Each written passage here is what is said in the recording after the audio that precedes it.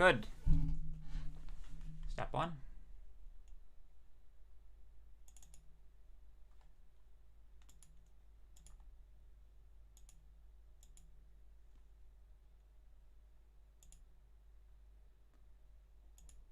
I think that was the correct camera the first time. All right. Let's see here. 1, 2, 3. I'll put the funky music back on, and I just want to get my AV equipment in order. There we go. Okay. Everything seems to be working. All right. See you at 9:30.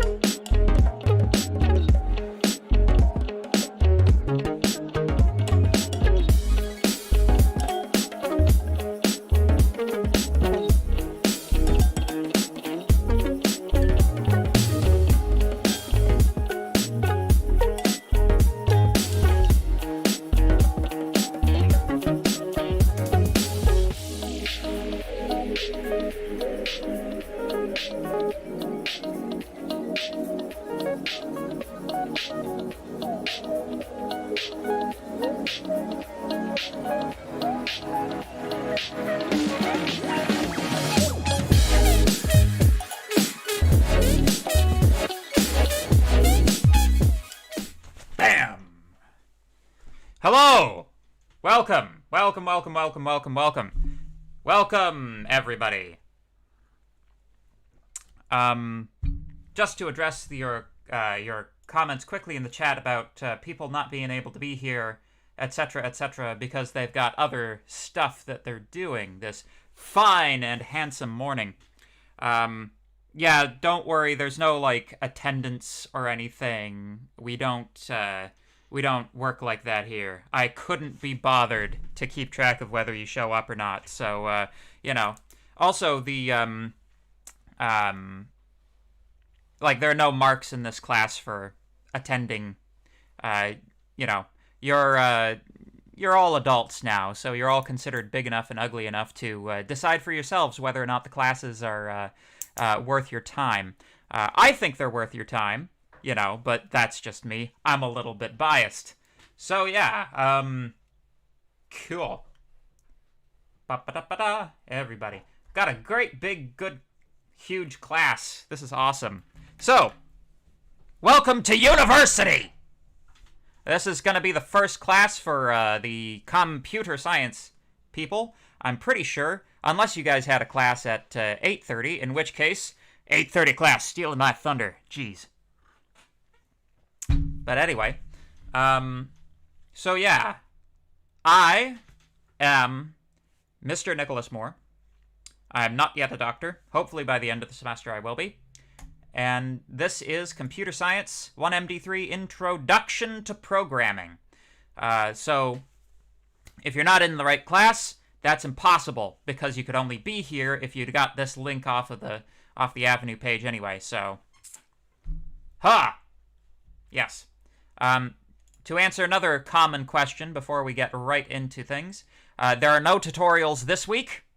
Tutorials are going to start next week. Do I get money from views? No. So just yeah, my channel is not yet large enough to for me to make any money off of it. It's I need to hit 1,000 subs, and right now I'm like just north of 500 subs. So if you guys want to sub, then we can get Mr. Moore to make money off of his YouTube channel and his old videos.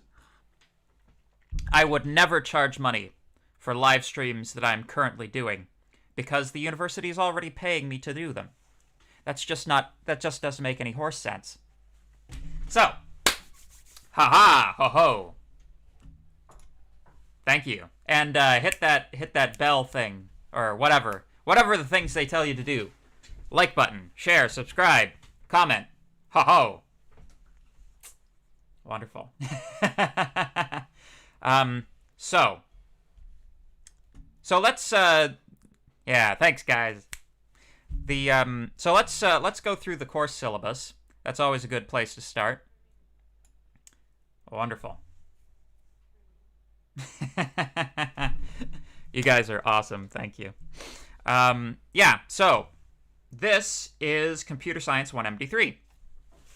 We are going to be learning a heck of a lot about computers today. So one thing I'll say right up at the front, this is a class that has basically two major groups in it. Yes! It's got the computer science first year class. All my computer science bros say something in the chat. Give me a whoop whoop. Yeah.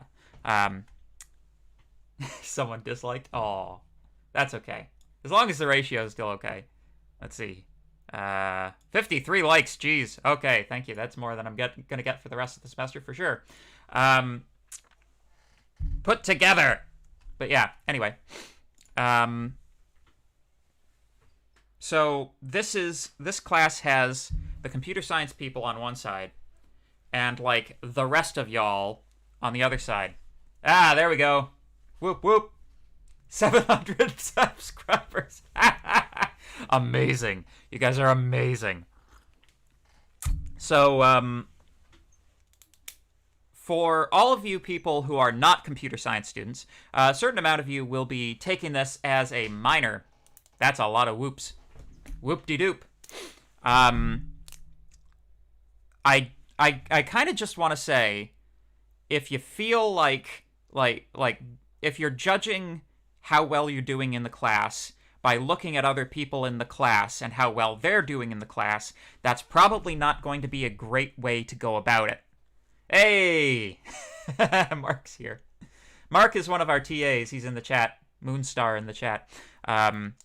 He's a guy you wanna know. He's a very competent individual, and he's our head TA this semester. Yeah. So, what was I saying? Yes. So, if you're in this class and you're not a computer science student and you're looking over your left and you see this computer science student that's just like, assignment 1 done, assignment 2 done, it's because they already know Python and they've probably been studying programming languages for quite some time. It makes some sense if you're a computer science student that you would have some experience with programming languages already. So please consider not how somebody else is doing today, but how you were doing yesterday, and compare yourself to that. That's how you can really tell if you're improving. So yeah. Anyway, so let's review some important stuff. I am Nicholas Moore. I am a PhD student within the Department of Computing and Software. I've been teaching this course. I think this is the 8th time I'm going to be teaching this course, so I have taught this course quite a few times. You can call me anything but late for dinner. It's technically incorrect to call me a doctor because I am not a doctor. I am a doctoral candidate. But people will always call me doctor anyway because it's assumed that if you're teaching a course, you're a doctor. So if you call me a doctor, that's fine. I just, I might correct you, I might not. But anyway,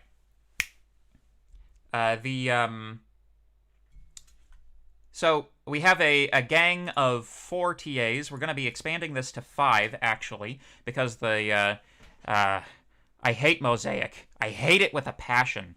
One of the things that happened, for whatever reason, is when Mosaic presented me the view of the classes I'm supposed to be in charge of this semester, they left out Tutorial 2. I don't know why, but Tutorial 2 does not appear here because I haven't quite had time to update it yet. And I'm also going to fill in who the TAs are for the various sections at some point today or tomorrow. So, Tutorial 2 does exist, and we're going to get a new TA to teach Tutorial 2. So we're going to have 5 TAs in the end, not 4. But things are still kind of, this is the normal beginning of the semester schmozzle that everything always turns into. Incidentally, that's way too many chat messages for me to keep on top of. So, if you have a question specifically for me, at me in the chat, please. Did I do it? That, yeah. Arr, the pirate voice. I've got a much better pirate voice than that. Arr. Anyway, so if you have found this live stream, then you have successfully found the announcement feed in Avenue. So the way that we're going to work this, is just the same way that we worked it today. I will post a link to the lecture in the Avenue announcement feed prior to that lecture starting, sometimes very immediately prior to that lecture starting. Sorry, guys. And you just click through to that link and get to this lecture. They're not publicly listed because back in the past, when I did publicly list these things, I had problems with trolls. So, in order to reduce the instances of problems with trolls, we do unlisted videos now. So, if you know any troll-like people, please don't share the link with them. Whatever. I think most of it is bots anyway. But anyway, so, other important course links. Avenue. You guys hopefully will know Avenue already because you'll have used it to find this. But Avenue, what we're going to be using it for is course content distribution, such as lecture slides. There's going to be the gradebook, the master gradebook. The gradebook that actually counts is the one on Avenue. There's also a way, like, you can use Avenue to submit the assignments, but we also have a separate server that you can also use to submit the assignments, which I'm going to be getting into. All kinds of fun stuff. Avenue, the Avenue announcement feed is like the official announcement feed for this class, so please keep on top of the Avenue announcements. Will tutorials run... Okay, I've got a couple of questions. Will tutorials only run in person or virtual as well? Let me get to... I'm going to get there, but in short, every tutorial that has been scheduled by Mosaic is an in-person tutorial because they have to be. And we're going to be opening up a separate virtual section that will run at some time during the week that we are going... Like, we're going to have a poll to see when you guys can show up, but everything will be, like, recorded, so you'll be able to catch it. Even if you can't catch it concurrently, you can get it after the fact. So hopefully everybody will be able to see it. Is it normal for the Jupiter connection link to time out? There might, if you're a new registrant, if you have just recently registered in the course, you might not be in the Jupiter system just yet. However, I'm going to offload any Jupiter questions to Mark so that I can continue with this lecture. Yes. And, of course, because these are YouTube live streams, they are available after the fact. So after this stream is finished, it will be a publicly available YouTube video on my YouTube channel, so you can watch these anytime you like, rewatch them, watch them fast, watch them slow, watch them any way you like, really.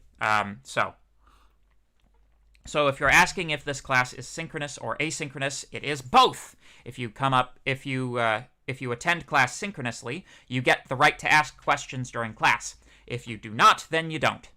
Simple as. Cool. So, let me talk about Piazza. In this class... Oh, that's... Okay. There. Link. Copy link. Stop. Copy link address. Paste. That's not the link address. Okay. Piazza. There we go. So, so essentially, what we're going to do, I can see a certain amount of people have been using it already. This is the Piazza forum. This will be your first stop if you have questions about, you know, the assignments, how to complete them, what a question should be interpreted as being, any procedural stuff related to the course. This is all going to be handled through Piazza. So, you can see we've got a poll up here, which people are already filling out, of when they would like their virtual, when we would like to set the virtual tutorial for. So, if you're a person who is going to be attending virtually, please take a look at Piazza, fill out this poll, and we will schedule it appropriately. So yeah, Piazza is really good. We have the TAs actually, sitting on the Piazza forum, hypothetically, waiting for, like, they're just sitting at their computer the entire semester, staring at Piazza, waiting for a question to come in, and as soon as one comes in, it's like, boom, boom, boom, boom, answer. So, in theory, Piazza should be your fastest way to get an answer to any question that you might have. Highly, highly recommend. Please sign up for it, etc., etc. Yeah, Piazza. So, let's talk about Jupiter. So, Jupiter. To complete the assignments for this class, as well as the tests, as well as the exam, you're going to have to use a system called Jupiter. Some of you may have already seen this in other, I think the math department uses it sometimes. But Jupyter is a, well, I can just show you actually. Jupyter is a system for assignment, distribution, and collection. Oh, I can't log into it. I'll have to open up a local instance, Jupyter instance. Here we go. Bum, ba, bum, ba, bum, ba, bum. So, assignments.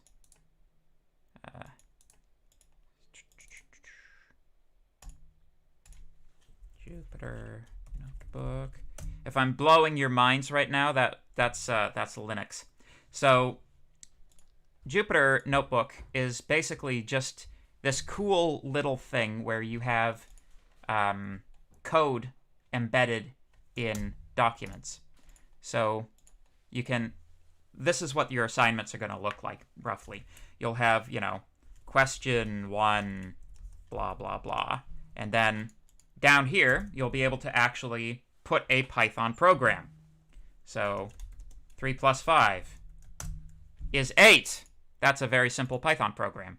Ha! You're already learning Python. Ha ha ha ha. So this is the format that the assignments are going to take. You embed your answers to the assignments right in the document and then submit that document. You can, no, this is Mint, Linux Mint. It's actually I got this computer a couple of weeks ago. I'm quite pleased with it. But anyway, so there are two ways to submit your Jupyter Notebook assignments. And they must be Jupyter Notebooks. We are not going to accept any submissions in the form of Python files. They have to be in the notebook. And the reason they have to be in the notebook is because we actually use programs to grade your assignments.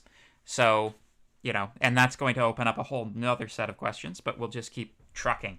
The syllabus explains everything, just not in the order I'm currently explaining things in. So, if you go to Jupyter, the Jupyter URL given here,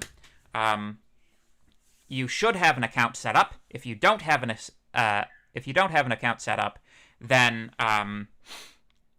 contact Mark or contact one of the other TAs or contact Sebastian, who's one of the IT guys. I think we've got Mark. I think we can add student accounts this semester, right? Pretty sure. But yeah. So you do require the VPN, the school's VPN, in order to log into Jupyter. So if you guys are all sitting at home now trying to log into Jupyter right now, you have to get the school's VPN, the Cisco Secure Connect client or whatever it's called.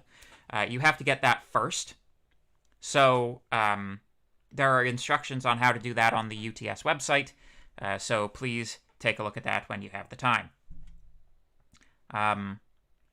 Yes. If all else fails, you can also download the assignments from Avenue, complete them on a local Jupyter installation, and then submit them through Avenue. So, you guys saw me pull up a terminal and open up a local instance of Jupyter. Linux comes pre-installed with this, but in order to get this on Windows or possibly Mac, you will have to download the Python Anaconda distribution, which is this guy right here. So if you download Anaconda, which includes all of the Python that you'll need for this course, your compiler, / interpreter, as well as the Jupyter Notebook environment, you can launch Jupyter from Anaconda, the sort of Anaconda splash screen, and then you can perform your assignments locally. When you perform them locally, you just take the file itself and submit that to Avenue, and we will mark it. Okay. All right. So, according to Mark, there is an automated system in place. So if you go to the URL that Mark has put in the chat, then that will give you your own access to the Jupyter system. So you can just go to that website and like click a button, and that will work. Should we see a... No, you shouldn't see a home page. You should see like a blank directory. Do you need the VPN even when on campus Wi-Fi? Nope. If you are on campus, you don't need the VPN. But a lot of people won't be. It shouldn't matter what type of computer you're using, so long as it is a computer and not a petri dish. So, there's the link for the VPN. There's the link for Anaconda. So, one more important website, which is, of course, Microsoft Teams. Microsoft Teams will be used for 3 things: office hours, tutorials, and a backup location for the lectures. So if, for any reason, the wonderful, I've got a separate monitor here, which is why I keep looking over here, because that's where I've got like my chat window going. But yeah, so if the lecture doesn't work, which occasionally happens, it's pretty reliable, but sometimes it goes down. We will reconvene on MS Teams, which hopefully will work. So, good. So, lectures. Here's our schedule. Our lectures will be Tuesdays, Wednesdays, and Fridays. Tuesdays, Wednesdays, Fridays. Yep. From 9:30 to 10:20. That's a mistake. That should read 9:30 a.m. to 10:20 a.m., not p.m. That's hilarious. Yes! 13-hour lectures. Lectures will be virtual this semester and will be live streamed from the instructor's YouTube channel. Lectures will be unlisted videos during streaming and made public once complete. Links will be provided in the Avenue announcements feed. Lectures will be available for viewing after the time of streaming. Class participation will occur using YouTube's inbuilt chat feature, which it seems most of you have found. If sufficient technical difficulties occur, a meeting on Microsoft Teams will be our backup lecture location. So, it hasn't done this lately, but every once in a while I get this problem where the lecture, like the stream will just go down for about 5 minutes. So normally, if the stream goes down, I'll give it 5 minutes or so, and then if it's still a problem after that, I'll send word to you somehow that we're going to be on Teams. So, tutorials. There are no tutorials the first week of class. Tutorials will begin next week. Yes. Personally, I will be holding office hours this semester, in person, hypothetically, from 1:30 to 2:20 on Thursdays in ITB 102. So if you'd like to verify that I am, in fact, a person that is a person, a physically existing human being, and not just a spectral entity that is taking control of the electronic streams inside of the global internet system, then you can actually talk to me in person if you like. We'll see how long that lasts. Har har, we'll see. Your professor is a little bit skeptical about how long this semester in person is going to last, but we'll just have to take things as they come, huh? So, prerequisites. If you're in this class, you should have taken one of the following: Math 1K03, Math 1LS3, Grade 12 Advanced Functions and Introductory Calculus for University Preparation, or Grade 12 Calculus and Vectors. Anti-requisite. What is ITB 102? That's Information Technology Building Room 102. Consult a campus map. Would virtual office hours also be possible? We'll see. We'll see. I'm going to write that down because that might be important. I'll see about it. I neither confirm nor deny. Virtual office hours question mark? All right. So, yes. If you have taken Engineering 1D04 or whatever the modern equivalent of that is, whatever the first-year Engineering Python course is, then you probably already know everything that I'm going to teach you, so you don't need to take this course. You should take something more useful. So, course objectives. This is what we're going to do this semester. The syllabus is under content. If you go to overview, content overview, you'll find the syllabus. Shoop, there we go. By the end of this course, students will have a working basic knowledge of the Python programming language, and by extension, imperative and object-oriented programming languages. B, a knowledge of Python sufficient for scaffolding further exploration of programming as a skill. C, learn how to organize, write, document, and test medium-sized programs. D, you should acquire an awareness of the limitations of computation. E, and the ability to bring an informal problem statement into a computational formulation. That means you should solve a word problem. And F. F, the ability to apply algorithmic techniques for solving complex problems. This is a math course. You're going to be solving math problems. Programming is math. Does Eng 1P13 count as an anti-requisite? Well, hypothetically speaking, if you have an anti-requisite, in theory, Mosaic shouldn't allow you to register for it. But who the heck knows? I don't. I'm not the registrar. So this is a math course. All right. This is a course in how to learn a mathematical language that computers can understand and, execute. So, if you're in this course because you're like, oh, wouldn't it be fun to pick up a programming language? If you're in this course recreationally, it's like, welcome, but don't expect this to be easy.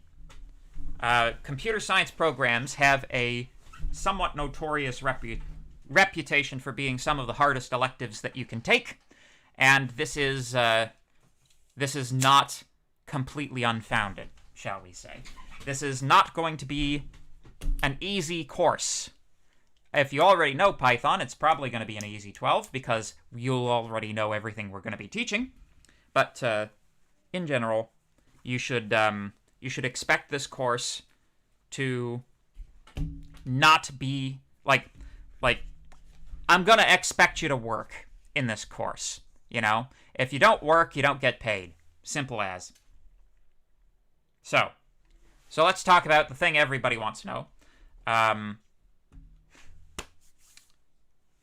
Evaluation and assessment. How am I going to be marked this semester?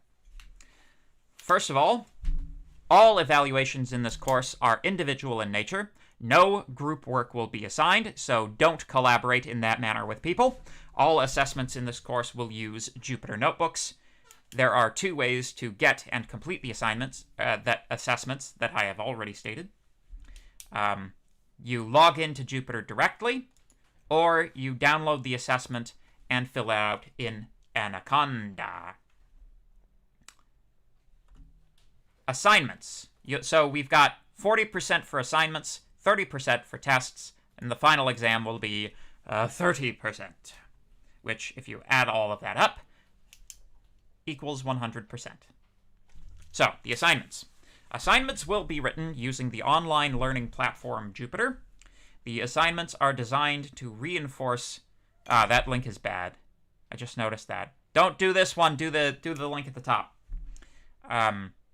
The assignments are designed to reinforce the material presented in lecture, as well as the tutorials. Completion of these assignments on an individual basis is essential to your success in this course. You don't do the work, you don't get paid. There will be 10 weekly assignments for this course. Late submissions will not be accepted.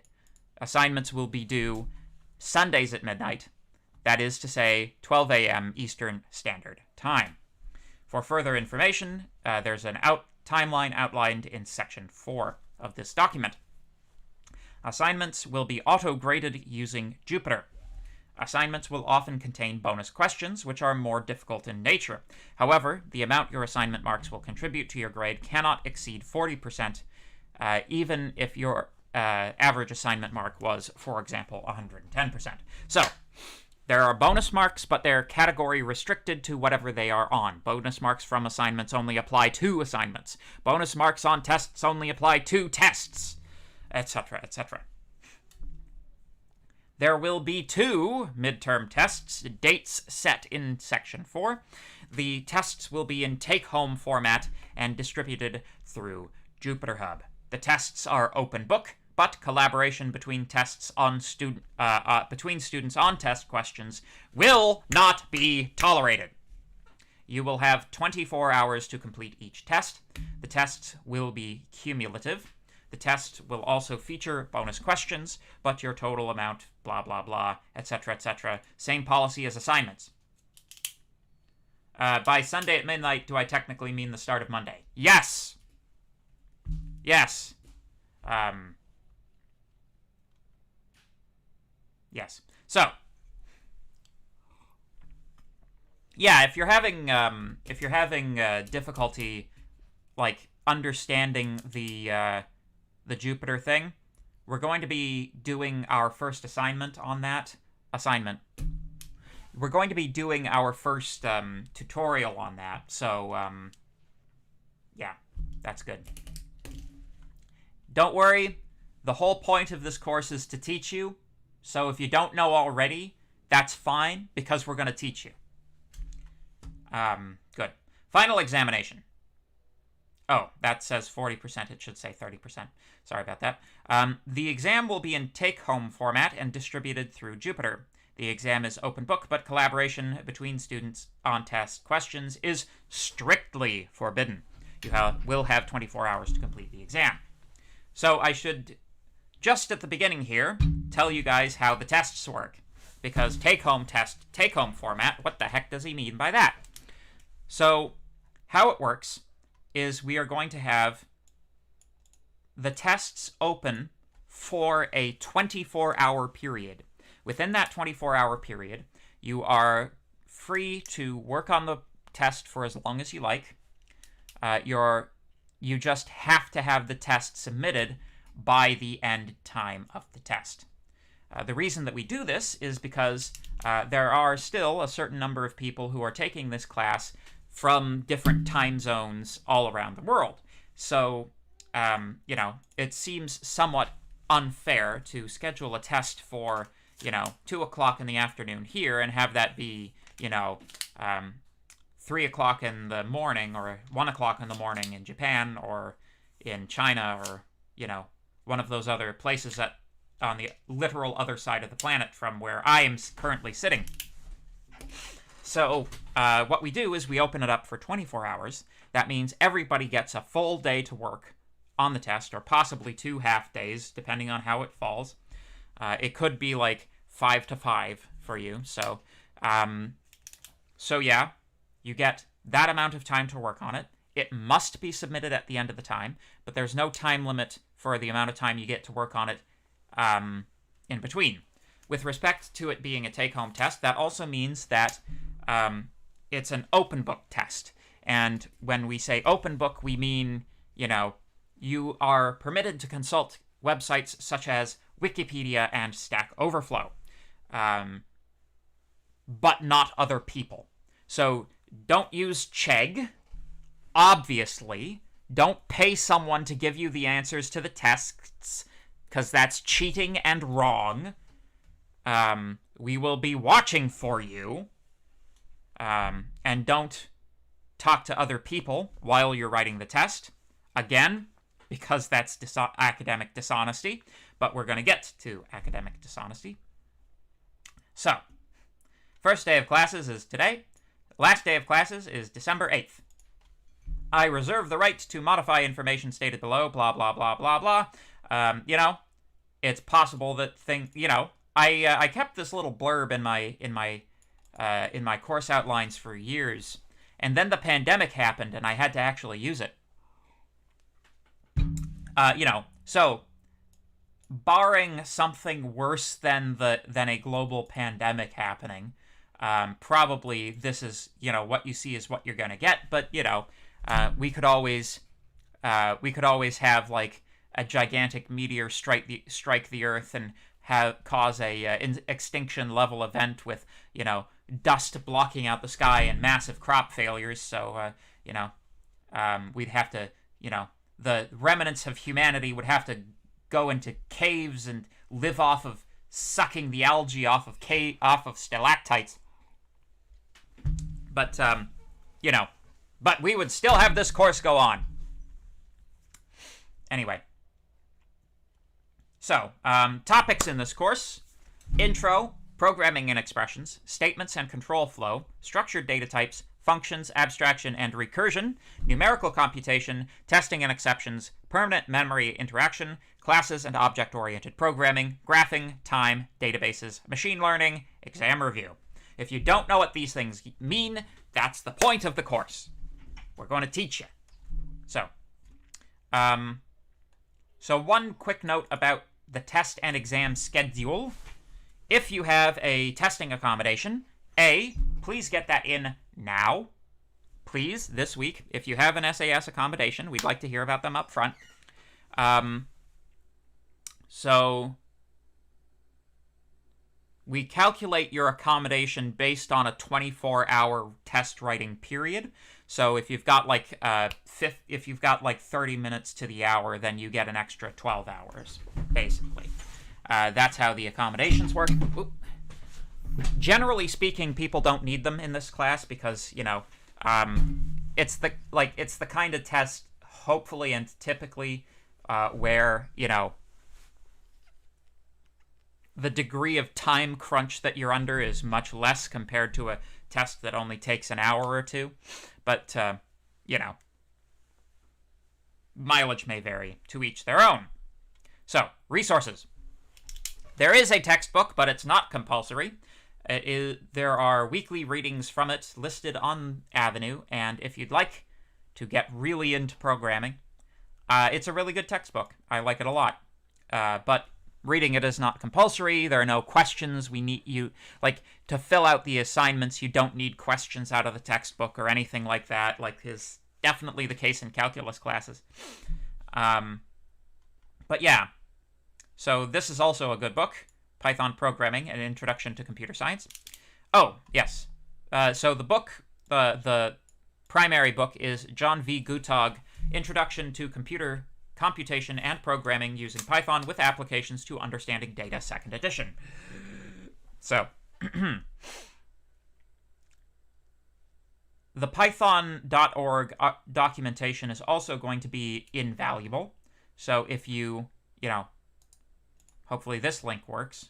Jeez. Okay, so if you want to know what a function does, like max, you just type it in, and that's less useful than it looks.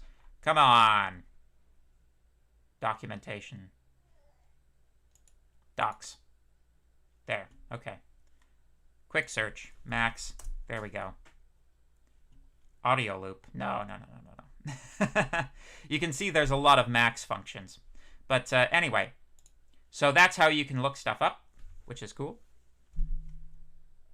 Getting assistance. So this is a pretty big class. So we have a system for getting everything together, a mechanism for you to ask questions. This is, once again, Piazza. The Piazza Forum is your one-stop shop for asking questions and getting answers. pardon me, this will usually be faster than direct messages, especially direct messages to me. So it's kind of looking like Friday at 11:30 is the virtual tutorial. So, but we'll give it a few more days for people to fill out that poll. But anyway, so if you're not getting the information you need off of Piazza, which, basically that means you want to talk to one TA specifically. In Piazza, you can do private messages as well. So, Piazza is an anonymized forum, so you can ask any question you like without fear of social reprisal, I guess. I guess that's the reason. And you can even ask messages privately to myself and the TAs. However, if you want to talk to a TA particularly, perhaps the one that leads your tutorial, you can always email them. And, for other types of inquiries, you can email me. But please, our TAs are very experienced and very capable. Mark's been TAing this course. This will be the 4th time, actually. And David and Sarth, we broke them in over the summer, so they were pretty good to begin with, so they know exactly what they're doing. Mariddle is new this semester, so go easy on him, please. But and the new guy, whoever the new guy is, he'll be new as well. But our TA team is competent, fast, and diligent, and often you'll get a better and more quick response out of them than me, even. So I know, some people, I think, oh, if I'm not talking to the prof, then I'm not talking to anybody who knows anything. So that's not true. The TAs here are very competent, very reliable, so please feel free to make use of them. That's what they're being paid for. So anyway, 8 minutes left in class. That's enough time for academic stuff. So, academic integrity. You have the option to attend in person or online, never both. Yes. We need to, is there anything we should do before today before tomorrow's lecture? No. Just, just sit back, breathe in, breathe out. Math. Your brain is now dedicated to a world of mathematics. This is what you need to do. Just get yourself in the correct frame of mind for having your mind blown. That's what you need to do. So in general, actually, with this course, I'll answer the question that's underneath the question, which is to what degree am I going to tell you to do stuff? All of the stuff that I expect you to do is the stuff I've been talking about today so far. I expect you to do the assignments. I expect you to do the tests and the exam. We have a few bonus resources posted, extra resources on Avenue. So if you'd like some extra practice, we have... Oh, blocked. What is that? Yeah. If you'd like some extra practice, we have some links available for that too. But extra practice is sort of at your discretion. You get to do the practice you think you need to do to feel like you should, at this point, know whether or not you're getting the material, right? And if you're not getting the material, practice more, But it's up to you. You are in university now, and you are out of the realm of a high school teacher holding your hand. I'm not going to come after you for assignments that haven't been submitted. I'm not going to tell you how much studying you need to do, because you should be able to determine how much studying you need to do. All I'm going to do is I'm going to teach you the material and give you assignments and tests and the exam, and the rest is up to you. You're going to learn how to be independent human beings. when should we have the Jupyter stuff set up by? Hypothetically, some before the first assignment is due and leaving you enough time to do the first assignment. But I think by the end of the week would be fine. We're not, like, this is the first week, so, you know. Yeah. A lot of people say that computer sciences are designed in the way that if a person with no prior knowledge would be fine, but do I think that's true? Yes, with an asterisk. So, this course is designed to take you from zero knowledge of programming to, you know, well, wherever you are after a first year programming course. This is all true, right? We have designed the course to take you from zero to hero. However, there is a certain irreducible complexity at work. In order to program, you need minimally a mathematical aptitude, right? So you need to be in some degree good at math to be able to program. That's not this course, that's programming that's doing that to you. So, like, if math is your worst subject, I wouldn't recommend this as an elective. Now, this course covers a lot of material, and it covers it reasonably quickly. So while we do start from zero, we are going to be adding concepts very quickly.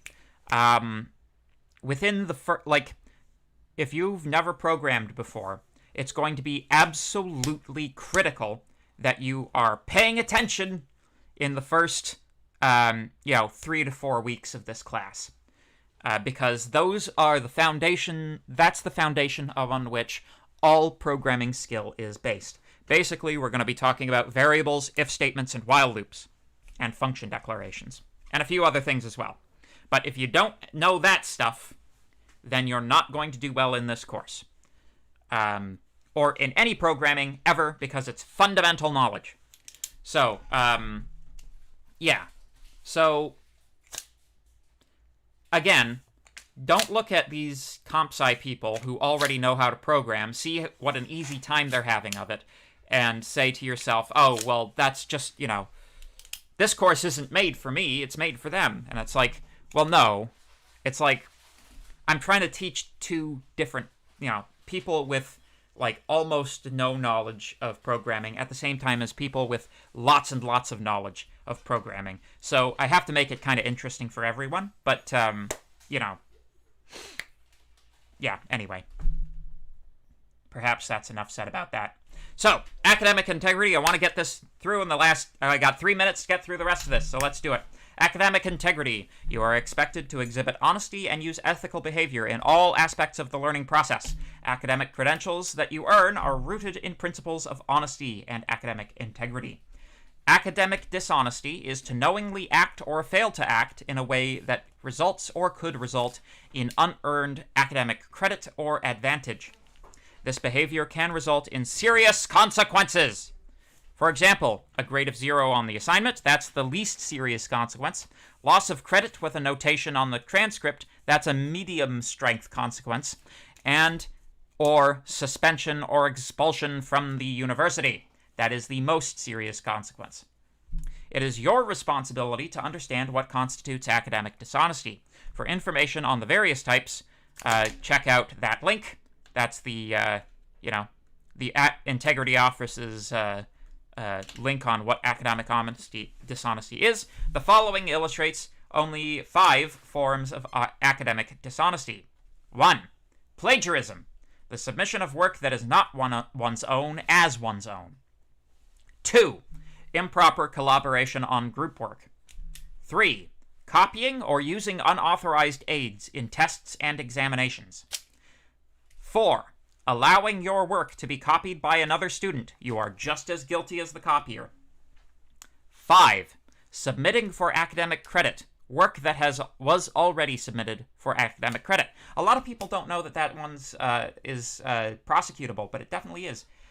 So if you took 1MD3 before, and you're like, oh, I did terribly in this course, so obviously the thing I want to do is resubmit all of the assignments that I got horrible marks on that caused me to have to repeat the course, that's actually technically academic dishonesty as well. So there you go. So we're going to be using a automatic plagiarism detection using the web-based service MOSS, which stands for Measure of Software Similarity.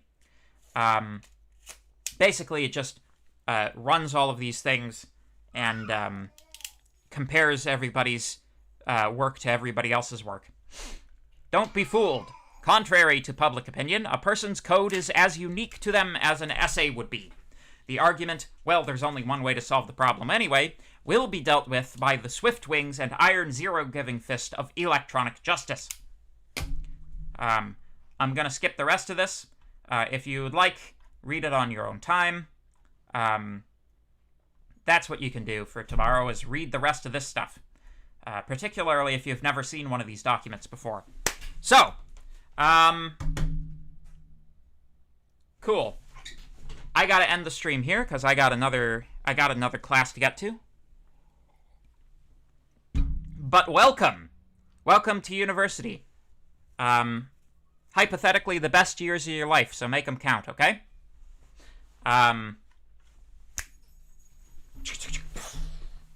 Take her easy, folks. We'll see you next time.